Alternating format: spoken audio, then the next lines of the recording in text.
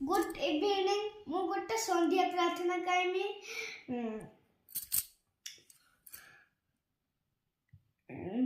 कराग्रे बसते लक्ष्मी कर मध्ये सरस्वती कर मूले तु गोविंद प्रभाते कर दर्शनम। आपण मानकु एटा आसेला आ गोटे जिंस देखेबी तुम सरप्राइज देखंतु एटा मु कथिले स्कूल एटा मु लिखिची मो मामा उठले